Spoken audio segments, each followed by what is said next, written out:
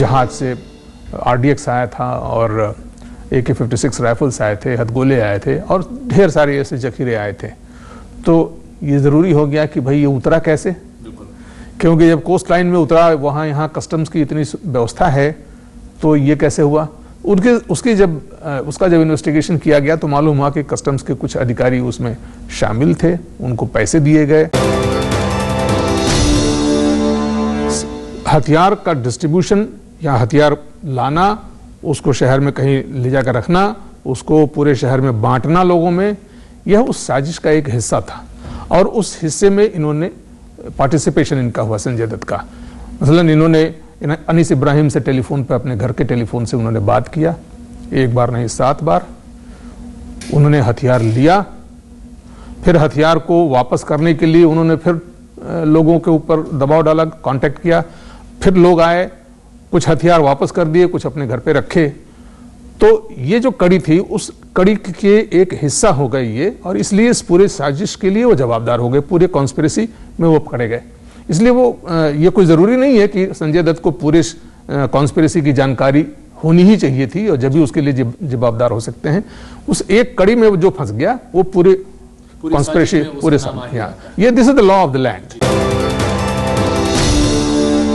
यूसुफ नलवाला जो संजय दत्त का दोस्त है और डोंगरी इलाके में रहता है, उसको पहले पुलिस ने पकड़ा और उससे फिर बाकी चीजों की जानकारी मिली।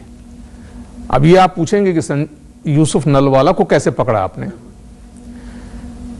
तो मैं नाम तो नहीं लूंगा, लेकिन ये बताऊंगा, जरूर बताना जरूरी है सच्चाई के लिए, कि इस शहर के एक बहुत ही मानिंद, बहुत ही सीनियर और बहुत ही प्रभावशाली एक पॉलिटिकल लीडर का मेरे पास फोन आया जब मैं इस केस की तहकीकात कर रहा था। और उन्होंने कहा, मैं उनका नाम नहीं लूंगा जी, और उन्होंने कहा कि ये यूसुफ नलवाला नाम का एक व्यक्ति है, इसकी तलाशी लीजिए आप, उसको आप पूछिए तो आपको काफी जानकारी मिलेंगी।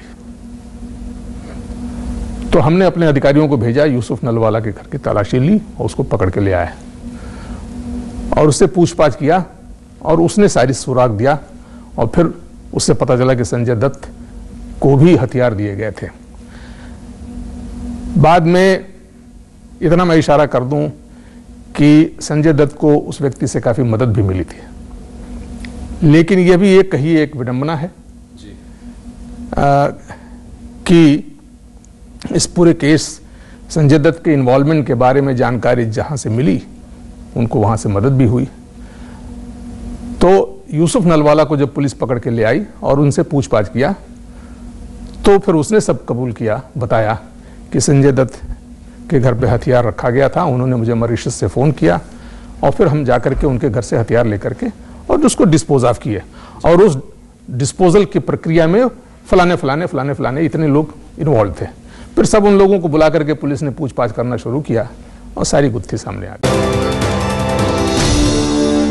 संजय दत्त को 3 AK-56 राइफल्स दिए गए थे, कुछ हथगोले दिए गए, कुछ कार्ट्रिजेस दिए गए, कुछ एमुनिशन दिए गए। उसमें उन्होंने बाद में, शायद वो नर्वस हो गए हों, बाद में उन्होंने कहा कि भाई इसमें से हमको ये 3 नहीं चाहिए, तुम लोग 2 लेके जाओ वापस। तो 2 वेपन्स उन्होंने वापस कर दिए, हथगोले वापस कर दिए और कुछ कार्ट्रिजेस, कारतूस उन्होंने वापस कर दिए। तो यहां तक तो स्टोरी साबित हो गई। जो ये स्टोरी थी कि उन्होंने हथियार लिए थे, उसमें से जो 2 उन्होंने वापस किए, ये उन्हीं की जुबानी बात आई थी और वो बात साबित हो गई, क्योंकि मंसूर अहमद को सजा हो गई। तो यहां तक तो बात साबित हो गई। अब बात रह गई कि जो उन्होंने एक हथियार रखा अपने पास और कुछ एमुनिशंस रखे और एक 9mm पिस्टल, जो वो कयूम के हाथ से, कयूम से उन्होंने खरीदा था 40,000 रुपए देकर के, संजय दत्त ने मुझे बताया था।